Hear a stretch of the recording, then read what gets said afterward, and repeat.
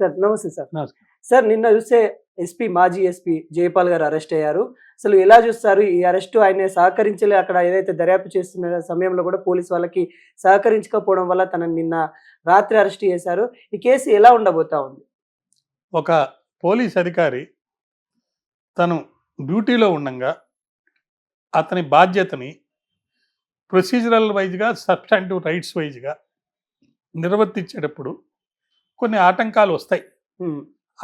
అటువంటి ఆటంకాలు వచ్చినప్పుడు అటు ప్రభుత్వంలో ఉన్న వాళ్ళు చెప్పిన విధంగా చేయాలా, లేదంటే చట్ట ప్రకారం పోవాలా, లేకపోతే తన మనస్సు చెప్పినట్టుగా పోవాలా అనే ఒక ప్రశ్న వచ్చినప్పుడు కొన్ని సందర్భాల్లో అధికారంలో ఉన్న, ప్రభుత్వంలో ఉన్న పెద్ద మనుషులు, వాళ్ళు రాజకీయ నాయకులు కావచ్చు, లేకపోతే ఏదైనా కారణం వల్ల ఉండొచ్చు, ప్రలోభానికి లొంగైనా కానీ కొన్ని చర్యలు చేపట్టుండొచ్చు. ముఖ్యంగా రీజియన్ రివెంజ్లో అప్పుడున్న పరిస్థితుల్లో అప్పుడు రామకృష్ణరాజు గారిని ఇక్కడ హైదరాబాద్లో అరెస్ట్ చేసి అక్కడ తీసుకెళ్ళి మళ్ళీ పోలీస్ కస్టడీలో ఉన్నప్పుడు అది కూడా కోర్టు వారికి విన్నవించుకున్న తర్వాత ఒకసారి, విన్నవించుకోక ముందు ఒకసారి నా మీద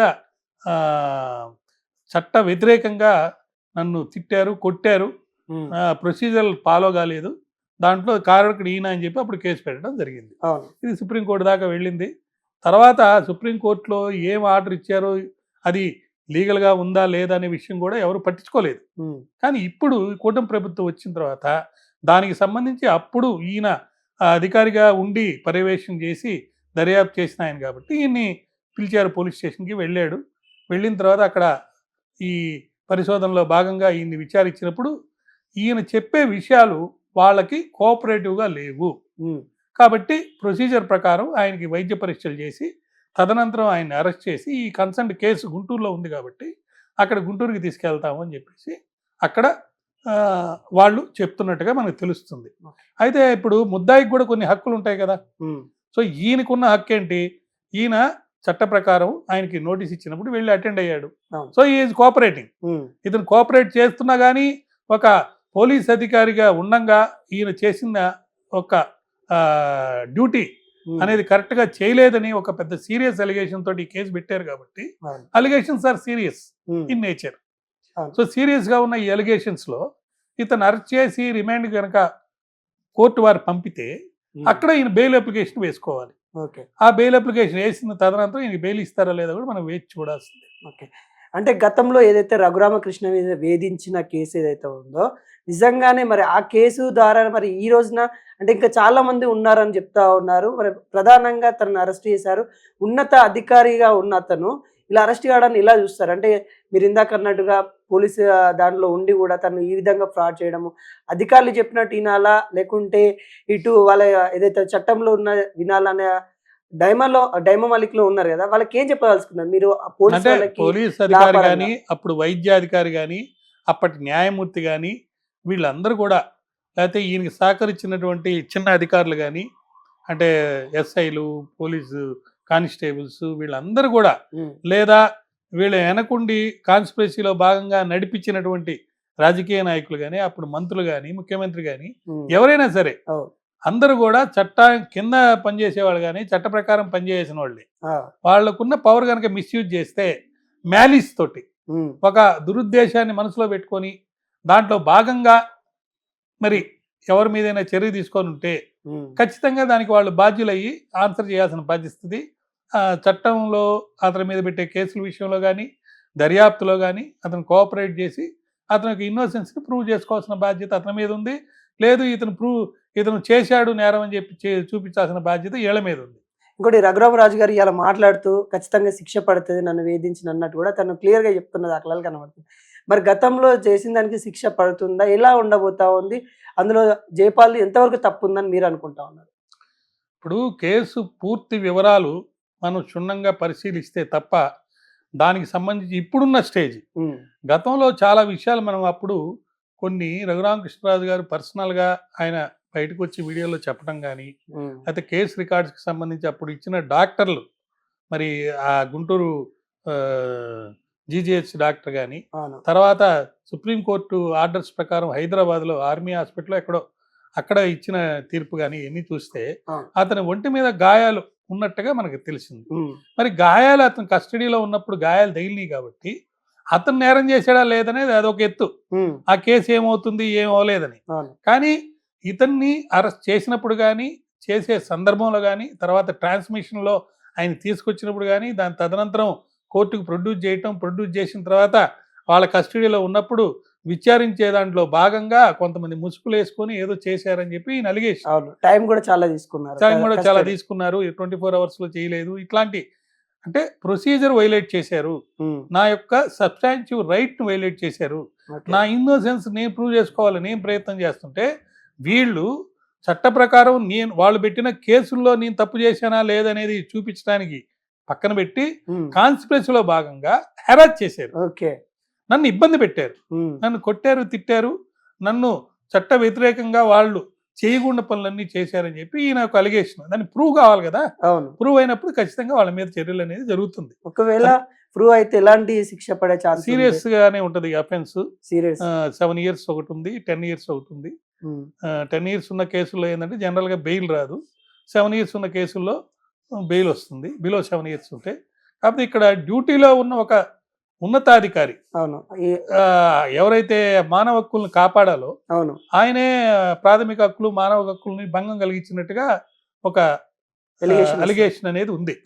దాంట్లో గనక పడితే బాగానే శిక్ష పడుతుంది. అదేవిధంగా వైద్యాధికారి యొక్క రోల్ ఏంటి, అప్పుడున్న న్యాయమూర్తి ఇచ్చిన తీర్పుల్లో ఈ టైం వాళ్ళు ఎంతసేపు తీసుకున్నారు, 24 hours లో ప్రొడ్యూస్ చేశారా లేదా, తర్వాత విత్ ఇన్ రీజనబుల్ టైంలో ఇన్వెస్టిగేషన్లో భాగంగా మెడికల్ ఆఫీసర్ దగ్గర తీసుకెళ్లారా లేదా, డాక్యుమెంట్స్ ఏమైనా మార్చారా, లేకపోతే అతని ఒంటి మీద ఇప్పుడు ఇక్కడ డాక్టర్ చూసినప్పుడు అన్ని బాగున్నట్టుగా వచ్చింది, ఇక్కడ హైదరాబాద్ లో డాక్టర్ చూసినప్పుడు ఒంటి మీద గాయాలు, ఈ గాయాలు ఏ టైంలో ఎవరి వల్ల ఎందుకు కలిగినాయి, దీన్ని ఎవరు ఎక్స్ప్లెయిన్ చేయాలి, ఎవరైతే కస్టడీలో పెట్టుకున్నారో వాళ్ళు ఎక్స్ప్లెయిన్ చేయాలి. లేకపోతే ఎలా తెలుస్తుంది లోపల కస్టడీలో ఉన్నవాడికి జరిగినటువంటి నష్టం, కష్టం, ఇబ్బంది ఇవన్నీ చట్ట ప్రకారం జరిగినాయా లేదా, అతనైనా కింద పడిపోయి లేకపోతే అతని ఆరోగ్యం బాగాలేక అతని యొక్క ఆరోగ్యంలో వచ్చిన తేడాలు ఇబ్బంది వల్ల, లేకపోతే మందులు వాడినందువల్ల, లేకపోతే కమిలిపోయినట్టుగా కాలు ఏదో కనిపించింది చూపించాను. సో ఇవన్నీ దేనికి జరిగినాయి, దీనికి డాక్టర్ల యొక్క ఆన్సర్ ఏంటి, ఇవన్నీ డాక్టర్లు ఇచ్చే రిపోర్ట్స్ ఏంటి, ఇవన్నీ కూడా కోర్టు పరిశీలించి శిక్షలు వేసే అవకాశం. ఓకే, ఇప్పుడు జయపాల్ గారికి ఎప్పుడైతే అరెస్ట్ చేశారో, తనని వైద్య పరీక్షలు చేశారు, అన్నీ అయిపోయాయి. ఒకవేళ తన పరంగా చెప్పుకోవాలని అంటే మరి ఏ విధంగా చూడొచ్చు? ఎందుకంటే రాజకీయ కక్ష అని చెప్తా ఉన్నారు, మొన్నటి నుండి కూడా చెప్తా ఉన్నారు, రాజకీయ కక్ష వల్లనే ఇవన్నీ చేస్తా ఉండు అని అనిపిస్తా ఉందన్నట్టు కూడా తను వెల్లడిస్తా ఉన్నారు. నిజంగానే రాజకీయ కక్ష కనబడతా ఉందా, లేకుంటే రివెంజ్ పాలిటిక్స్ కనబడతా ఉందా, లేకుంటే న్యాయంగా వెళ్తా ఉన్నారా? ఇప్పుడు రాజకీయంగా చేశారా లేదా, చట్టపరంగా చేశారా లేదంటే ఇక్కడ 2 విషయాలు మనం చూడాలి. ఒకటి పారదర్శకత, 2 జవాబుదారితనం. ఈ 2 దీంట్లో ఉన్నాయా లేవా, ఇంత ఆలస్యం ఎందుకు జరిగింది, మరి కూటమి ప్రభుత్వం వచ్చి కూడా చాలా రోజులు అయినాయి కదా, ఇప్పుడే ఎందుకు ఈ చర్యలు తీసుకున్నారు ఒకటి. మళ్ళీ ఇప్పుడు ఈయన డిప్యూటీ స్పీకర్ కూడా అయ్యాడు, ఈయన మరి ఆ ప్రభుత్వాన్ని ఎదిరించి గట్టిగా నిలబడి ప్రజల తరపున చాకిరేవని పెట్టి ఎన్ని చేసి ఒక మంచి నాయకుడుగా కూడా తయారయ్యాడు. సో ఇతనికి కేంద్ర ప్రభుత్వంలో కూడా అనేక సత్సంబంధాలు కూడా ఉన్నాయి.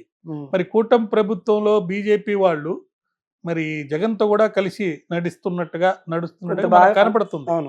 మరి ఈ పరిస్థితుల్లో ఏమైనా కొంత సమయం అయిన తర్వాత అందరూ రాజీ పడిపోయి ఈ ఎన్ని కేసులు వీక్ అయిపోతాయా, లేకపోతే దర్యాప్తులో భాగంగా చేసిన పరిశోధనలో వచ్చే సాక్ష్యాలను బట్టి గట్టిగా అది వ్యక్తిగతంగా ఆయనకి జరిగిన నష్టం, కష్టం ఆయన పరువు కూడా పోయింది, ఇతను ఇట్లా ఫేస్ చేశాడని.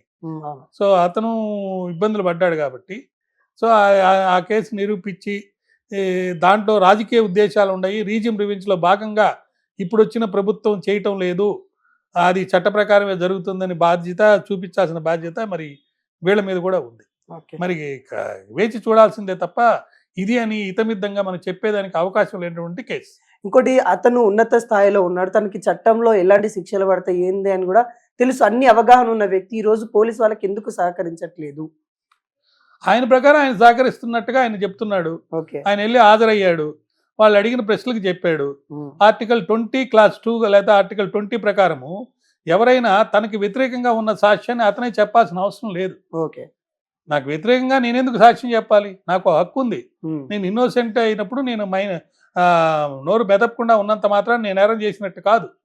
అది అంటే అందువల్లనే తను ఒప్పుకోవట్లేదు అంటే వాళ్ళు అతను అడిగిన హక్కుని సమాధానం అతను వాడుకుంటున్నాడు. ఆయన వర్షన్ చెప్పుకుంటుండు కానీ అంతే. వాళ్ళు చెప్పే వర్షన్ అంటే వాళ్ళకి సమాధానం ఏది మరి వాళ్ళు చెప్పిన కేసును ఒప్పుకుంటే ఇంకా తప్పు చేసినట్టు అవుతుంది కదా. ఓకే అంటే మొత్తానికి శిక్ష ఏ విధంగా ఉండబోతా ఉంది జైపాల్ గారికి శిక్ష ఏ విధంగా ఉంటుంది ఫైనల్ సీరియస్ అలిగేషన్స్ కదండి. పోలీస్ ఆఫీసర్ దాంట్లో అట్లో ఐపీఎస్ క్యాడర్ లో ఉన్న వ్యక్తి లేకపోతే ఉన్నతాధికారి అయిన వ్యక్తి అతను ఇట్లాంటి చేశాడని చెప్పి వాళ్ళు అలిగేషన్ చేస్తున్నప్పుడు అతని మీద బాధ్యత ఉంది, ప్రూవ్ చేసుకోవాల్సిందే. అతను కేవలం డ్యూటీ డిశ్చార్జ్ చేశాడా, లేకపోతే ఇల్లీగల్ గా బిహేవ్ చేశాడా, లేకపోతే చట్టాన్ని తన చేతికి తీసుకొని చట్టాన్ని ఉల్లంఘించి ఎదురువారి మనోభావాలను దెబ్బతించి వాళ్ళకి ఆరోగ్యం అనారోగ్యం కలిగించాడా లేదా అనేది చూడాలి. తెలుసు. Okay thank you